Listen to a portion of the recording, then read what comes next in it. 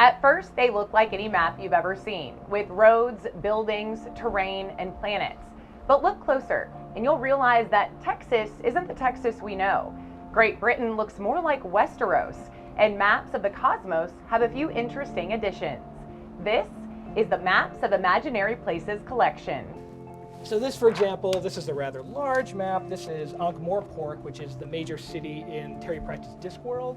They're purchased from dealers, donated by collectors, or purchased directly from artists. Texas A&M University Libraries continues to grow their collection of about 600 fictional maps.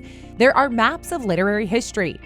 I actually recognize titles on this, Okay, so that's that good, excites yeah. me. Maps of concepts, allegorical maps, and maps from every medium you can think of. There's maps from literature, that's probably the majority of them, but there's also maps taken from television sources, movies, video games, role-playing games, all kinds of stuff. Well, I would love to see some. Yeah, I've got some actually upstairs, kind of a cross-section of the collection for you to see.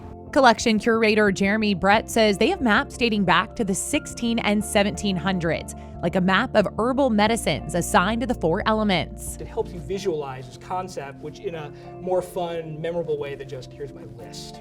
And there are plenty of new maps from video games and movies.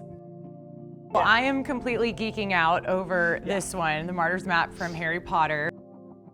There's an interactive Pirates of the Caribbean map. Map turns and spins. It's kind of another way of showing that maps aren't necessarily static, right? Maps change, routes change, destinations change. So. There truly is no limit to the variety of the collection. I mean, you can see from this table, there's all kinds of different things from different sources. Yeah, I was gonna say, I recognize Home Alone. Right, so that's another example of a map that charts an event, right? So this, tracks Kevin's progress with the burglars in Home Alone. One of the most popular maps is also one of Brett's favorites, an exhaustive summary of zombies. And what's interesting is every possible iteration of a zombie is in here, it seems like. And what's interesting, if you get to the end of every branch, Jason has gone to the trouble of finding a reference, whether it's a book or a TV show or a movie or video game, to link to find that particular kind of zombie. English and cartography students use the collection for research. Brett says the maps are also sources of inspiration. Using these as models, people can make their own maps to sort of create their own visualizations about their lives. As the collection continues to grow, Brett hopes more people will discover and find joy in their favorite maps.